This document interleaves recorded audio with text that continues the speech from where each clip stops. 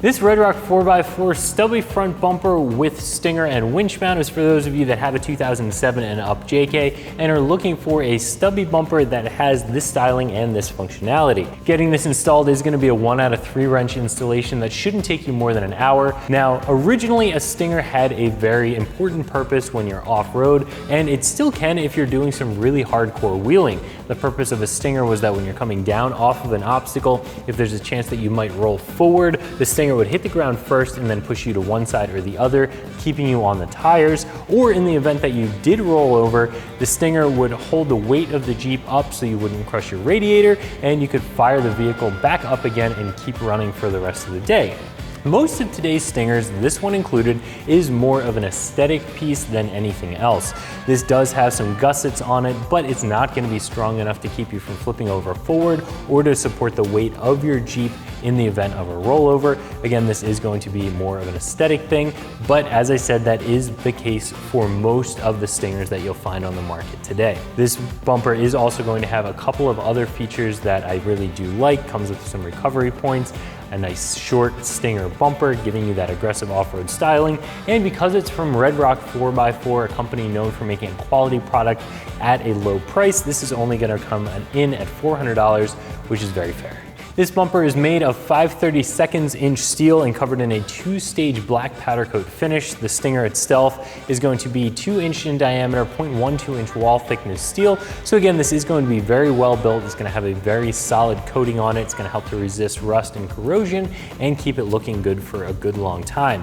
As far as features go, as I said before, it does have the stinger, which is more of an aesthetic mod than anything else. You do have 2 recovery points, and this does come with the D-rings. It's just one less thing you have to remember to buy.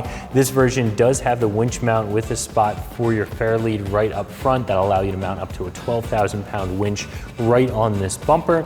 The holes that you see along the bottom here are for a little bit of weight reduction and for styling. This bumper does not have a spot to mount your factory fog lights or any other auxiliary lights. However, it does have a couple of holes in the corners here that could be used for mounting some lights if you chose to do so. Now, one of the main benefits of a very short stinger bumper like this is that if you're running a very large 37-inch tire, you're not going to have any clearance issues with a bumper like this. This bumper, even though it is a stinger, is already very short, just a little bit wider than the frame rails. It also has some cutouts on the corner area here, giving you just that little bit of additional clearance. So if you have some adjustable control arms, if you've pushed your axles out a little bit, you're still going to have clearance. You're not going to have any issues with this bumper. Getting this installed is going to be a 1 out of 3 wrench installation that shouldn't take you more than an hour. The first step is, of course, removing that factory bumper, which you'll do by unclipping the fog light wiring harness and finally removing the 8 nuts that are holding that factory bumper in place before just giving it a pull to remove it. The next step is installing your new bumper, which you'll do by lifting it over the frame horns of your Jeep and using the included hardware, get it bolted into place. Now, I do recommend that if you're mounting a winch on this bumper, to install the winch on the bumper on the ground, then lift the whole package onto the Jeep.